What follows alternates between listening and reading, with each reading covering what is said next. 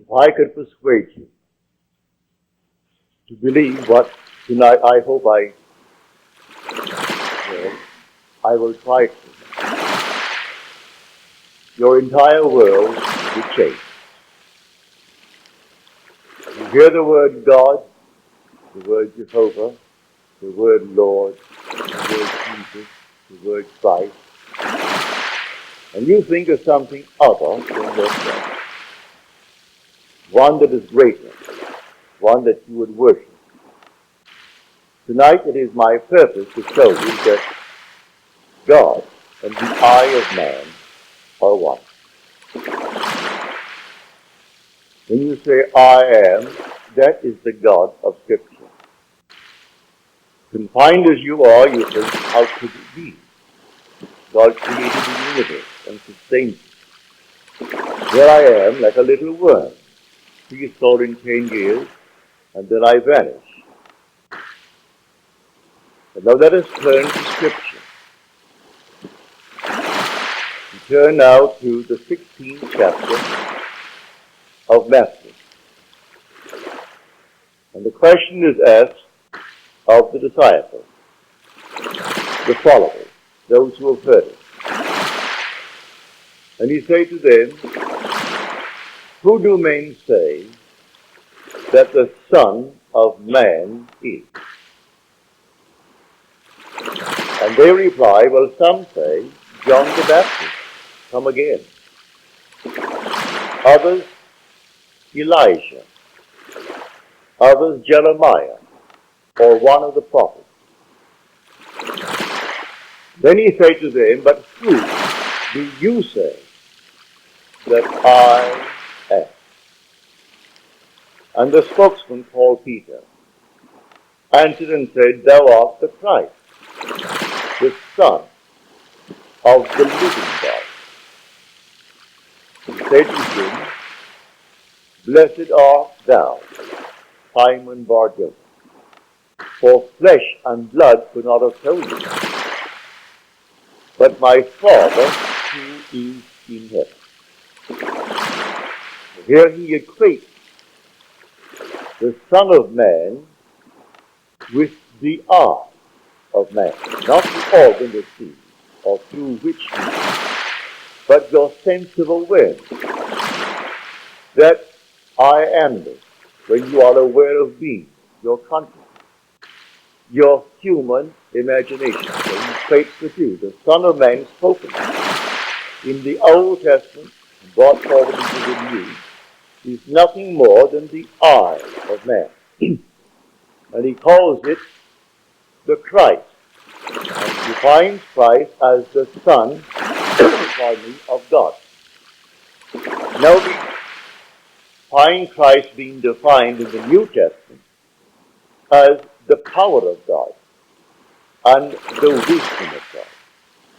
So the eye of man is the power of God and the wisdom of God. If man does not know it, well, then he will not exercise that power. He will not exercise that wisdom. So tonight I am trying to persuade you, when you say I, before you say anything, that is the power and the wisdom of God. You can't separate the power of God and the wisdom of God from God. So you will say in the end, I and my Father are one. For he is called the Son of God. Now we are called upon to test this. Is it true? Can we test it? I hope you'll put it to the test. When I tell you that your own wonderful I amness is God, though prior to that you believe that you are living something, moving across the earth for a few years, 70 years, and then you will vanish, in the hope of some restoration, but a hope, no assurance. And now I'm going to tell you that you really are God.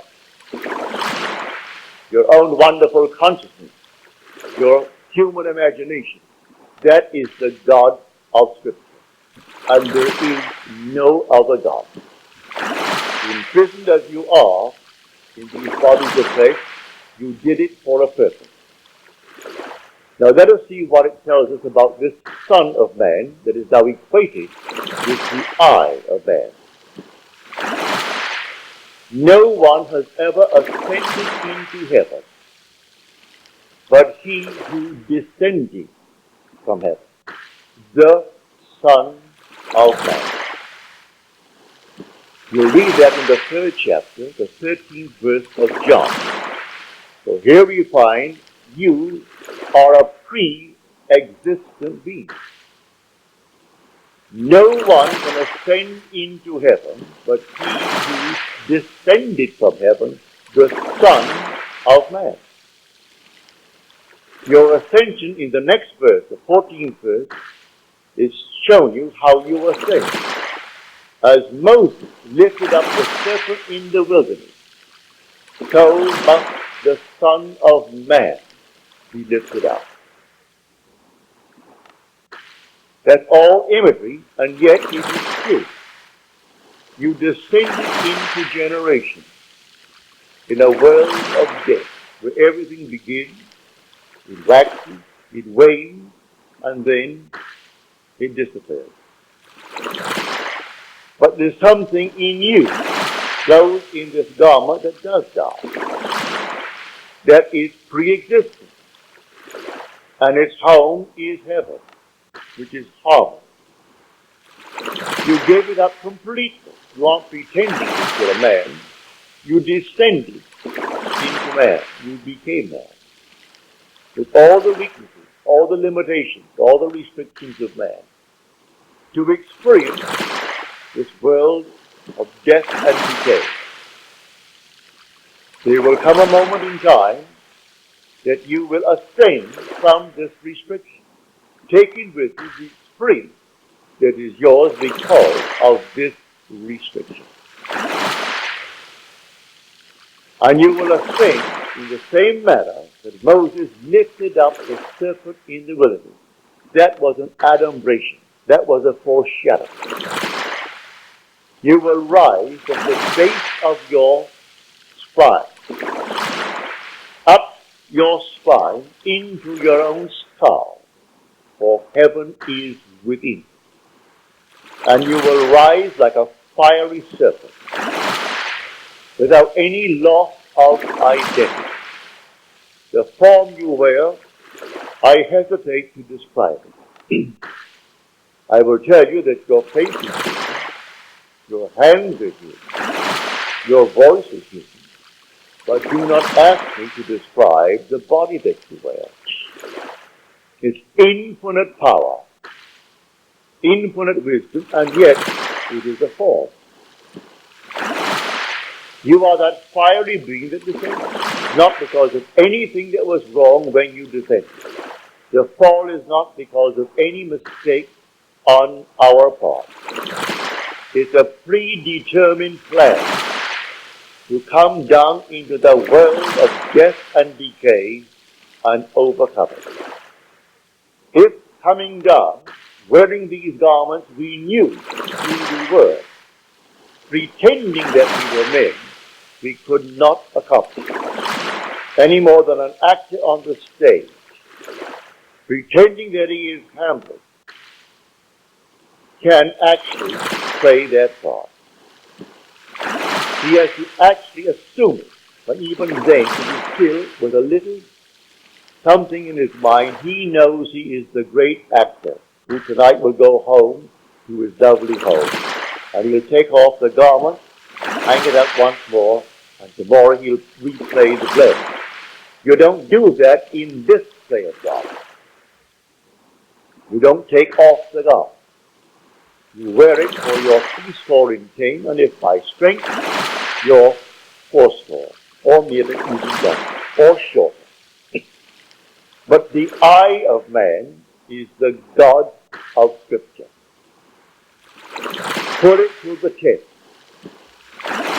Let me now, first of all, before we go into the test of it, make clear what I said on the last lecture night, Friday night, prompted by a question that was asked to us.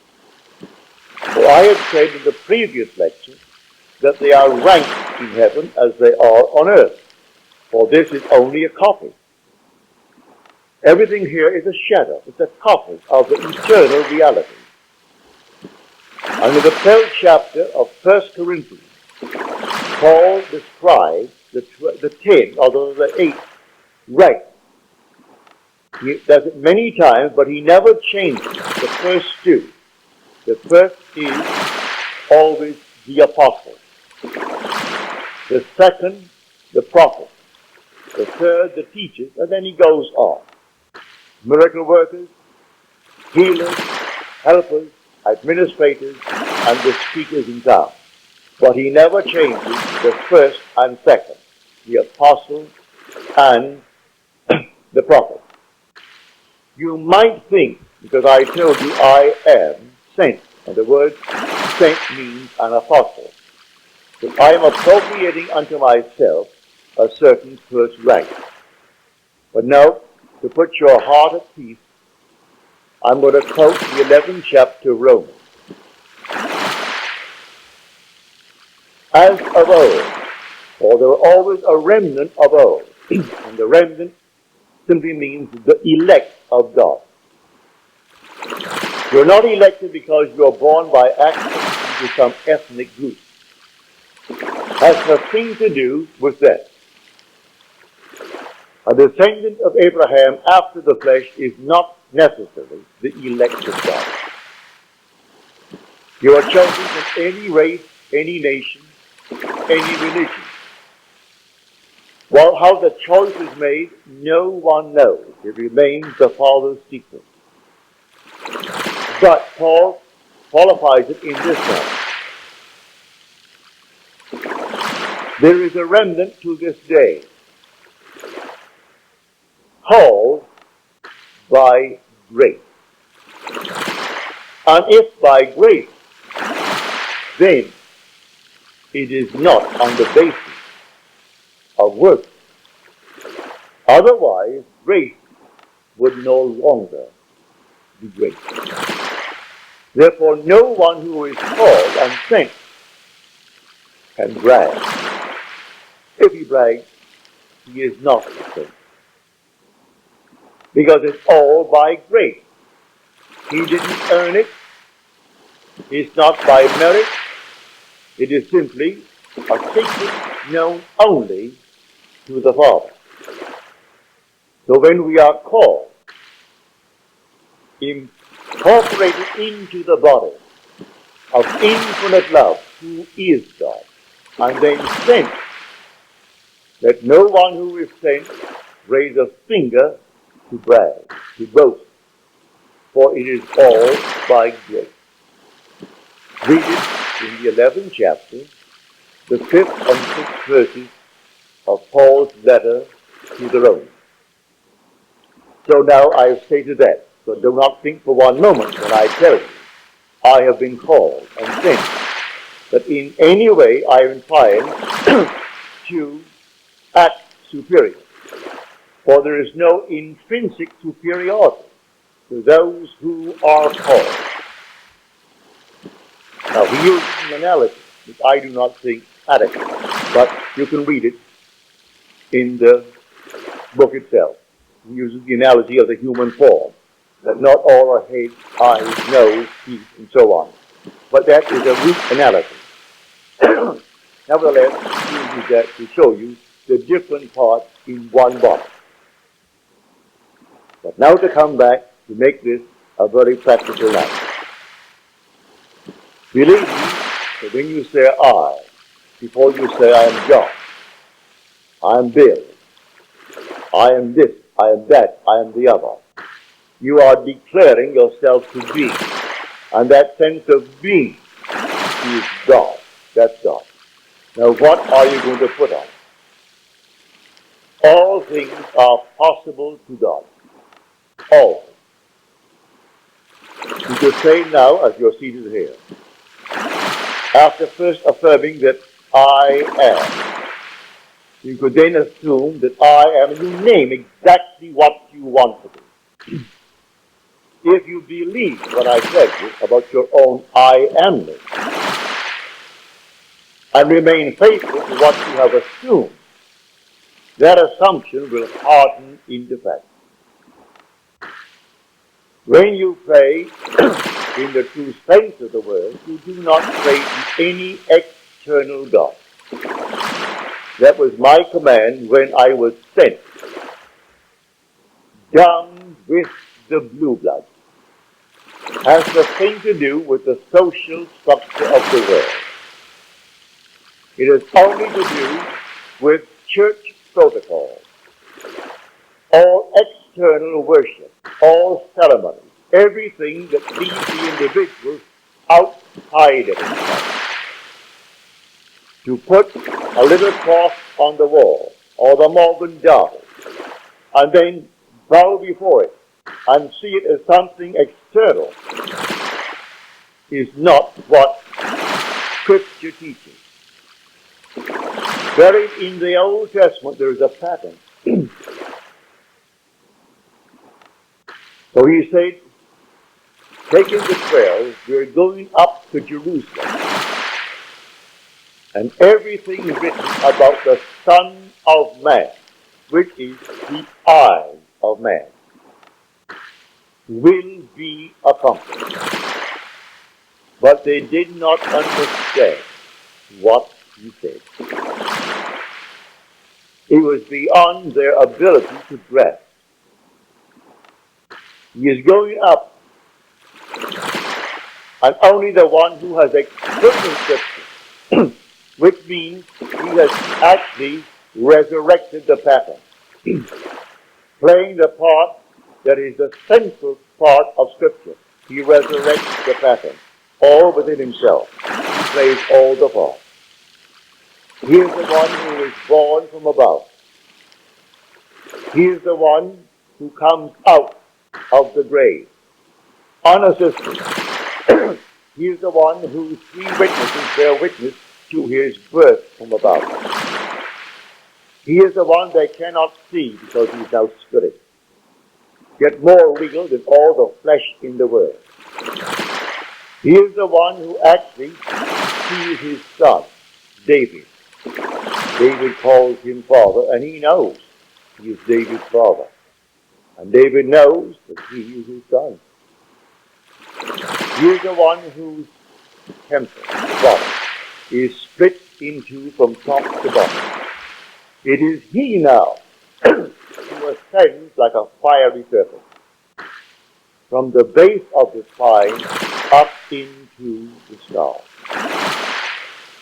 He is the one on whom the dove descends and lights upon his hand like Noah in the ark. And as Noah brought the dove into him, you bring the dove to you, for man is the ark of God. And as the ark contains all things within itself, pardon me, man contains within itself all things. Everything he creates from within. And this pattern, the individual awakens within himself. And who does it? The eye of man. And that is God.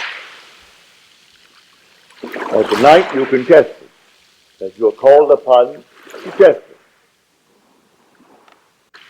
Test yourselves and see.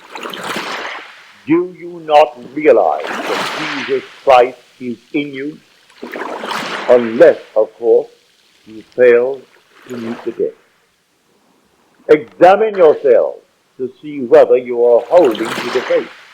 What faith? Have someone tell me that I am a Christian, or I'm a Jew, or a Mohammedan, and holding to that faith that they talk about? No.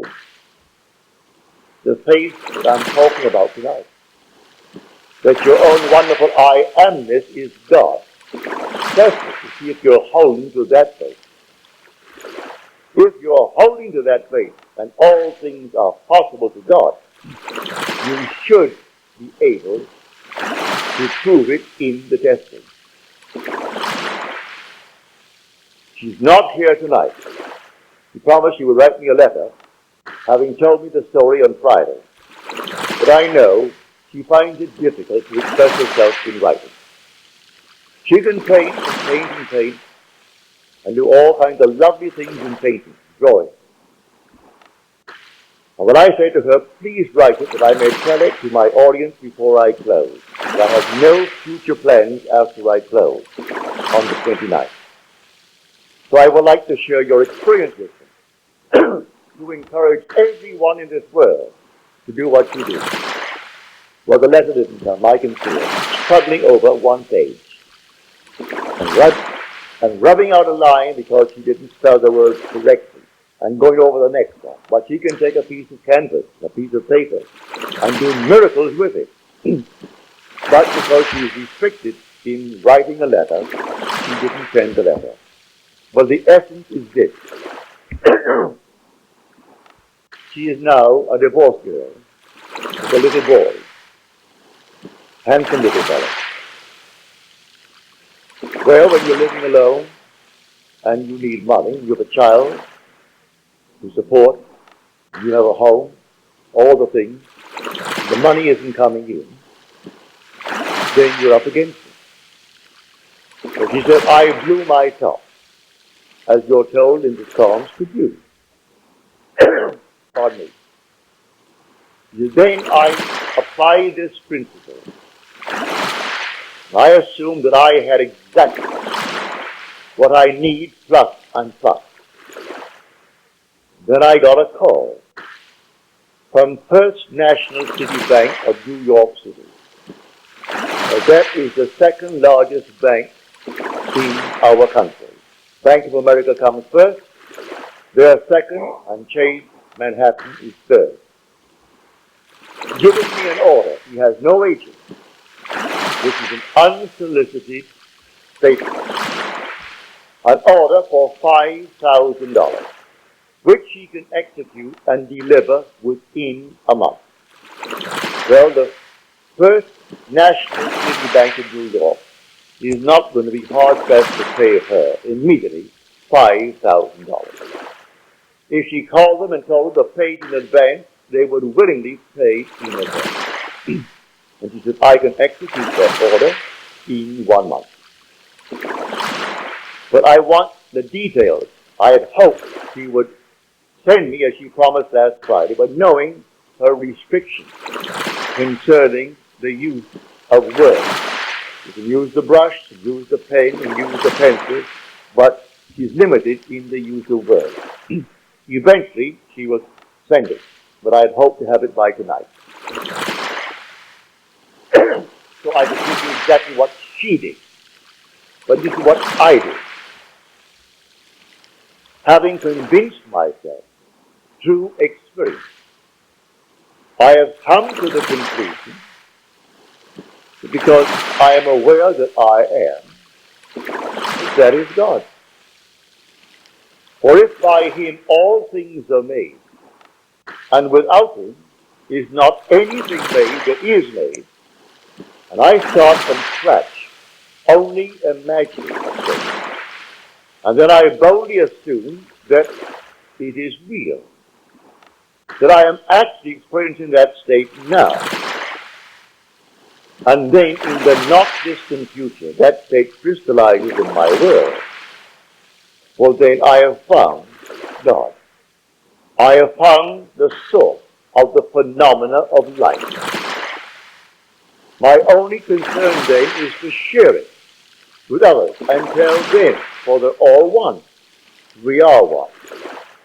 No one is greater than the other, not fundamentally. In his claim to what he is in the world of Jesus, he has more money, or he has so-and-so and so-and-so, but basically the same creative power in the man tonight behind bars serving life is the same creative power of the one who sentenced him to life. It's the same being. There is only one God. Hear, O Israel, the Lord, our God, the Lord is one. And the word translated, the Lord, is Yod He Vav He. Properly translated is I am. When you go unto the people of Israel and they ask you, what is his name? And you claim that the God of Abraham and the God of Jacob and the God of Isaac sent you. You say unto them, I am has sent me.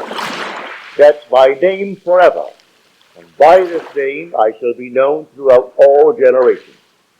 But man finds it difficult keeping the tenth, and so he speaks of thou art, or he is, and he never actually comes down to the fundamentals and knows that I am. I am the cause of the phenomena of my life, good, bad, or indifferent. I have to live with it and change my assumptions if I would change the world in which I live. But now, can I help a seeming other? I say you are myself pushed out. Can I help another? Yes, because there's only one. If your request of me comes within the framework of the golden rule, something that I would like done to me, then I can willingly help you. If you ask of me that which does not come within the frame of the golden rule, do not ask it of me. I grant you complete freedom to go elsewhere and go to anyone who will tell you they can do it in spite of what he said. Go ahead. But if anyone asks of me any request, all that I do is this. It's so simple. We are told in Scripture, whatever we ask of him, knowing that he hears it, it shall be done for us. If we know he hears it. But can you imagine you seated here on the surface of your being, a rational being, knowing something that the depth of your own being that encompasses you doesn't know? So you know, and you think, well, he doesn't know. I'll read that in the story of Ezekiel. You'll read it in the 28th chapter. And these are the elders of Israel that went into the dark room. And they are carving on the wall all gruesome things. And they said within themselves, the Lord does not hear. And the Lord is speaking to his prophet Ezekiel. And he said, the elders of Israel say that I do not see them. And what they're doing, making all these abominable things within the great cavern. We will all read them. Because I see everything that the elders of Israel see. But they think because it's dark and it's a cavern, no one knows what he's doing. But God doesn't know.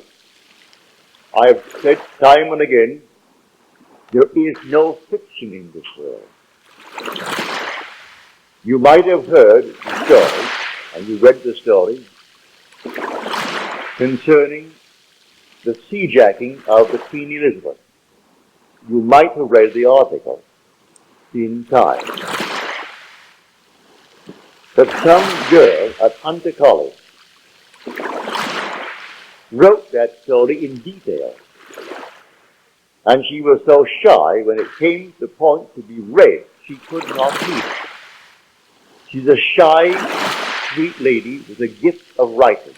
She wrote that in detail, including those who seemingly participated, a terminal case in cancer, and one who is running away from the law, who has got a thing to gain, and therefore is quite willing to blow the Queen Elizabeth to 2,200 souls aboard. And everything is completely in detail in her fictional story. If imagining creates reality, there is no fiction. So, someone expressed her thought. and called the captain, Pilot Chief, and demanded $1 million and would settle for $350,000.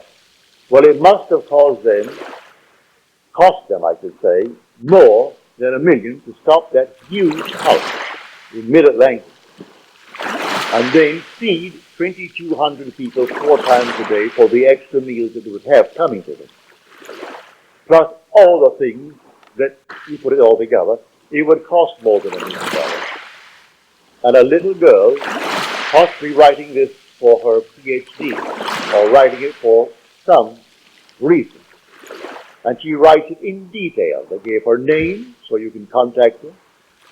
They gave this school, it's Hunter College in New York City. And everything in detail, pardon me, is told in that story. So I tell you, you sit down and write fiction. Need not put it down. My friend wrote fiction. She had a large sum of money coming in. And she went to town within herself, and she wrote in herself, and blew her top, as it were.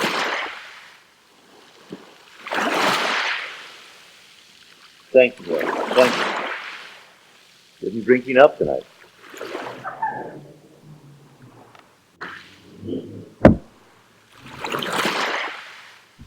So she, in the depths of her own being, conjured the sum of money that she needed.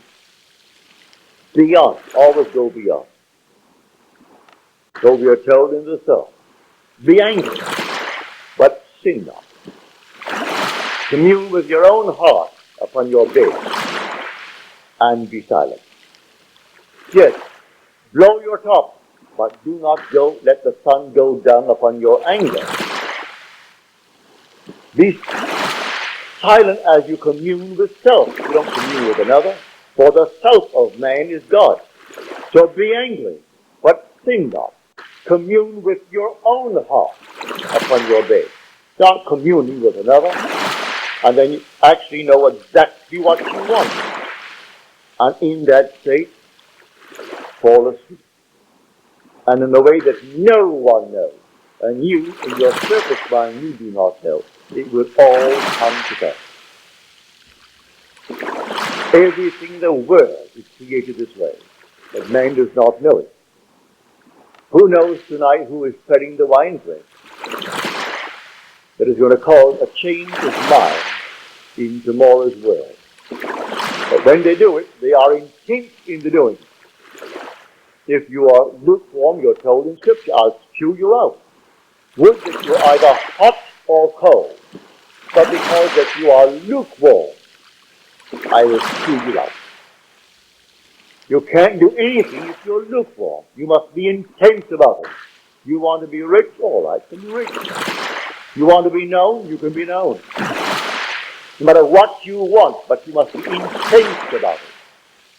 And then commune with your own heart upon your bed, and then let it drop. You'll read that in the 4th Psalm, the Psalm of David. So I say to everyone here, believe me, your own wonderful I am, your consciousness, your wonderful human imagination, that is God. And all that you behold, though it appears without, it is within, in your imagination, of which this world of mortality is but a shadow. So you can change the shadow if you change the object, for you are the light. That I am the light of the world. Change the object that you're holding within yourself and identifying yourself with it. Change that object, you're light enough, and you'll cast a new shadow upon the world. So you say, I am, and you name it. And then you say, I am unemployed. No, I am gainfully employed. Making more than I've ever made before. Don't ask yourself how, why, and through whom. That is not your conscious reasoning mind's concern.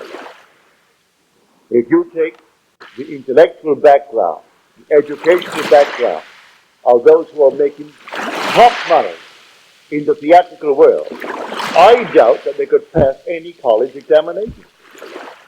I don't think they could pass any entrance examination to college. Yet they're making $1 million, $2 million a year. Do you think Bob Hope could pass today's examination for entrance into college? But all of his material is written for him anyway. Can't even write that. But he has millions, all right, because that's how he's drank. May I tell you? I know the background of that.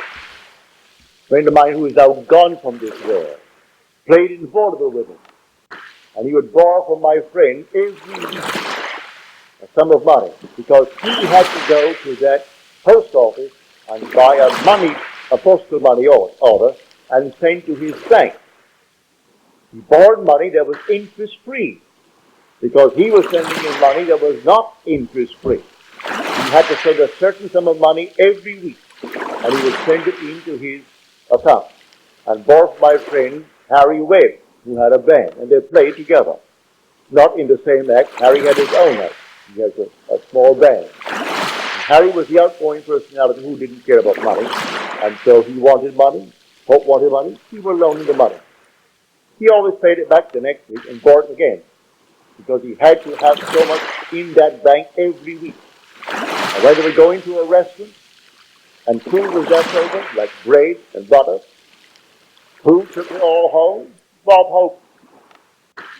Bob took all the buns, all the rolls, everything that was there uneaten. He paid for it, and you paid for it. You don't want it, Harry, do you? No. All right, so he took it home. So he has 400 million, so they claim. That was his goal in life. If that's your goal, have it. I speak of another goal. The goal of awakening to who we are. When man awakens from this dream, the whole vast world and all that it contains is as nothing to the being that you are. You came down from heaven, where the whole is yours. As you're told in the 50th Psalm, if I were hungry, I wouldn't tell you, for the world is mine, and all within it. The cattle on 1,000 hills are mine. So why should I tell anyone of my need when it's all mine anyway? I would slay and eat. When you awaken, you don't ask anyone if you awaken from this dream of life. But while you're in it, all right, we're one. This little hand of mine, if it begins to itch here now, it's easier for me to take this hand that is not attached to this and scratch it than to try to bend this thing out of shape to scratch the back of it. I could rub it here, but why not? This is easier. And take a part of my own being to ease the itch. Because there will be all one pushed out. So you can do it. Ask anyone that you trust. Now I tell you, if he knows how to pray, he isn't going to burst any blood vessel. He isn't going to get down on his knees and pray to any external God if he knows how to pray. He isn't going to beg of anyone in this world. What he will do, he will simply represent you to himself as one telling him that you have what you asked of him. And then he is satisfied that you told him that you have it. Don't ask the second time for the same thing because he's not going to listen to you.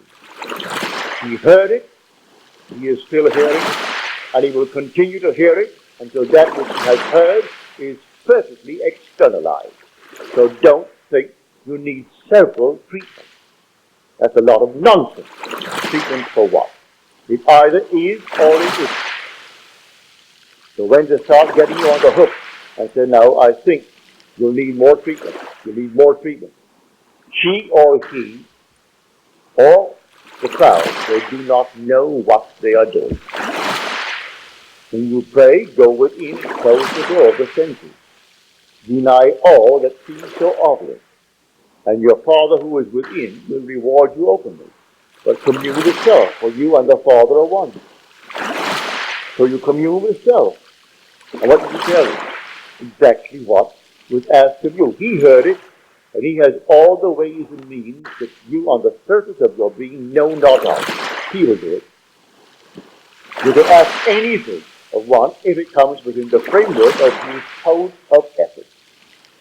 Don't ask anyone who knows how to pray something that does not come within his golden rule. Do unto others as you would have them do unto you. Just as simple as that. And most of the requests would come within that rule. And so you simply hear it. And then you drop it completely. And in the depths of your own being, you're still hearing it. And the Father knows all means, all ways. And so he singles out the best way to externalize it. Here in New York City, many years ago, this lady, a lady of considerable means, she left her home in New York City and went off to Paris with her 2 children, leaving her home and her maid. Before she returned, the maid took all of her furniture and took it away. When she returned, the apartment was there. Rent was paid every month. But there was no furniture, not a thing. She employed a private agency, told the police department, told all the authorities in New York City, and plus her private agency. At the end of a few months, they did not turn up one thing concerning that stolen property. She came to see me. I said, all right, you're seated there and I'm seated here in my apartment, aren't we? Now, you are not seated in my apartment. You are seated right now, close your eyes, you're seated in your own apartment. And you had a grand piano? She said, no, I had a piano, but it wasn't a concert grand. It was grand, but not a concert grand. And on it, I had my pictures of my 2 children. And I had pictures of the wall. She told me what they were. And the furniture, I said, all right, refurnish that place as you left it. You have a memory. She did. Now, when I stopped talking, it's because you have refurnished that place to me. Now you're going to go in, and you aren't going to see your apartment from my apartment. You are in your apartment. And you can feel your chair, and get off your chair and feel the piano, and see the children, the pictures of the children, and that's what you're going to do. She agreed she would do it. And then, he simply broke the spell. What did it take? 2 minutes? 3 minutes? That week, she went to her bank on Madison Avenue. As she was coming out of the bank, she had a past history of a little mental state where she was put away for a while because she needed psychiatric treatment. And the bars on this window reminded her of her past history and therefore addled her for a while. So she came onto Madison Avenue and turned south instead of turning north, where she should have. When she discovered her mistake, she was at the end of the block. When she got there and discovered her mistake, she looked down, and 2 very familiar ankles were standing right before her. She came up to the face, that's her maid. And the maid spotted her and started to scream. She went over to the maid and grabbed her before the light changed and hailed the oncoming taxi and said, you're taking me right now. And the maid, who could have killed her, she was so big and strong, was so reduced to impotence because of the discovery. And the maid took her to the place where she had stored that furniture.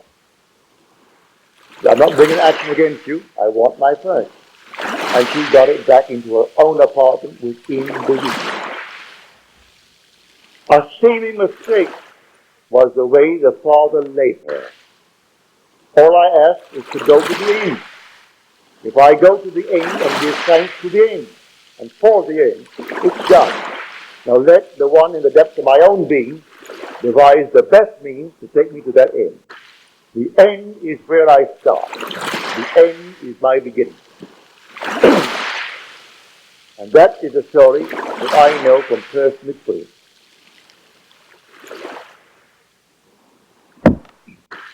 So do not attempt to devise the means and tell the one that you ask prayerfully how it should be done. He will lose all interest and turn his back and say, go elsewhere. You don't go into a doctor's office and tell him what he should do. You go to him because you trust him. For then you either got to trust him and continue, or you're going to leave him. Well, if you go to someone that you really believe who knows how to pray, don't tell him how to do it and what means should be employed in order to do it. He is going to go to the end if he knows how to pray. The end is where we begin.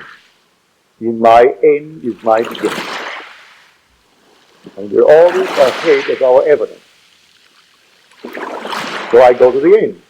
I see the whole thing done, and then drop it, and let it happen in my world. So to come back, the I within you now, you say I, no matter how little you have taught yourself so far, may I tell you, you are the infinite God. And when the story of Jesus Christ repeats itself within you, you will know it's all I. No one called Jesus is going to fail. He is not going to push any stone away from you when you come out of that tomb. And then you'll know the words of John.